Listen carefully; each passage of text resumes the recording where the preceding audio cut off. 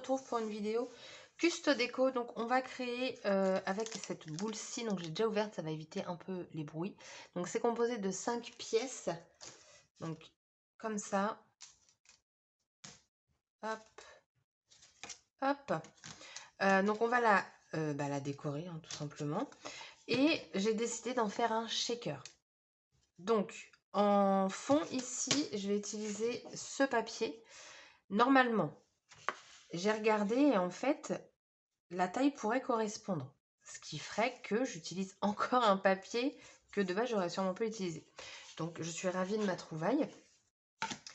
Ensuite, ici, je vais venir embosser en doré. Donc, je vais prendre celle-ci de chez Artemios, la Detail Gold.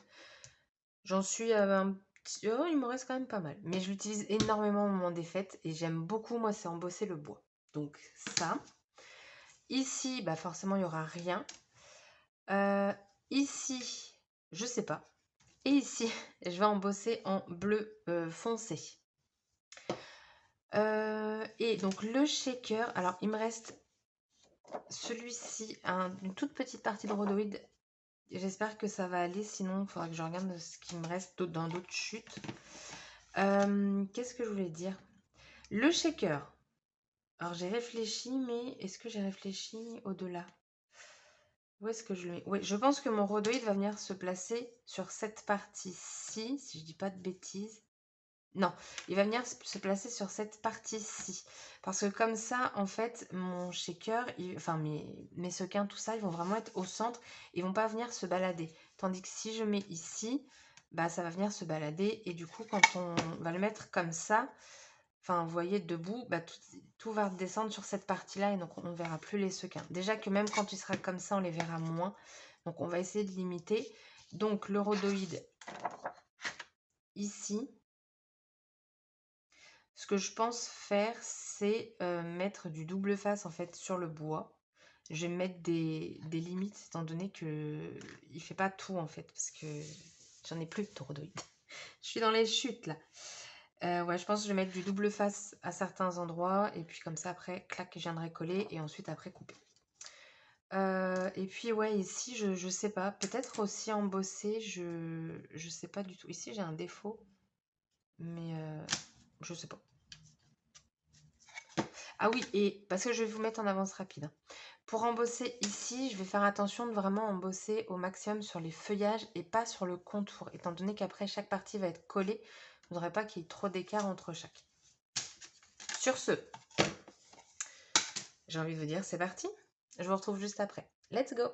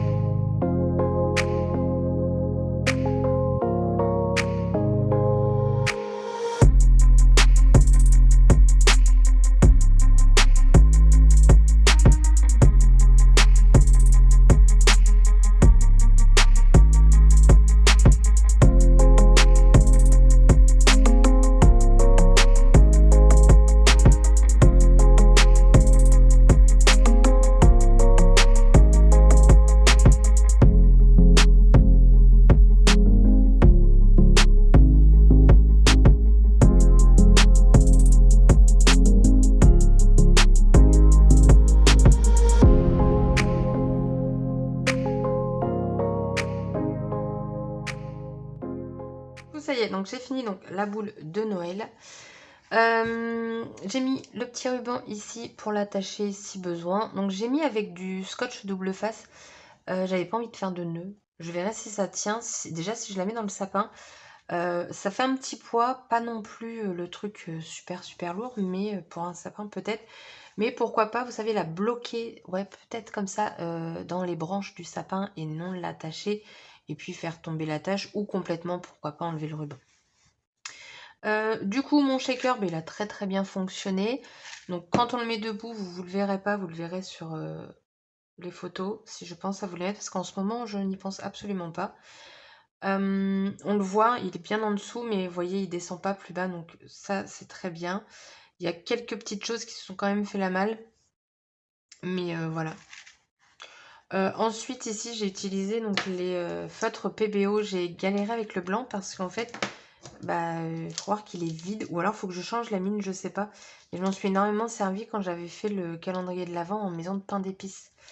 Donc, peut-être que ça joue. Mais de toute façon, sur les branchages ici, je voulais pas quelque chose de foncé. Donc du coup, ça me va en fait qu'on ait l'effet un petit peu bois derrière. Ici, donc j'ai utilisé le doré. Je vais vous donner les références quand même. C'est le numéro 457 et le blanc 401. Du coup, après, j'ai fait comme des flocons de neige sur la boule. J'ai mis... Alors là, je sais pas encore ce que je vais faire. Je vais voir si je repasse en blanc, parce qu'en fait, le bois a bu. Je sais pas si vous verrez, mais j'ai mis, ouais, vous allez voir un tout petit peu, mais j'ai mis des traits blancs pour faire un petit peu ressortir le mot, mais ça a bu. Donc, je sais pas, soit je repasse un coup de doré et je laisse tomber, soit je repasse du blanc. Je vais tester. Dans tous les cas, de toute façon, je peux repasser du blanc, et si ça me convient pas, je repasserai du doré, c'est pas très grave. Surtout, bien attention quand vous allez le monter, de bien les mettre à plat, enfin bien alignés, je veux dire, pour qu'après elles puissent rester debout. Déjà, moi là, elle penche un peu. Je sais pas pourquoi d'ailleurs elle penche. Mais ouais, je pense que de toute façon, elle va aller dans le sapin, mais vous savez, poser comme ça dans les branches. Voilà, sur ce, la boule de Noël est terminée. Donc vous voyez, c'est pas compliqué, hein. Vu que vous avez les bases, il y a juste à coller après, la petite déco et c'est fini. Sur ce, la vidéo est terminée. Je vous souhaite une agréable journée. Je vous dis à très bientôt pour une prochaine vidéo. Bye bye.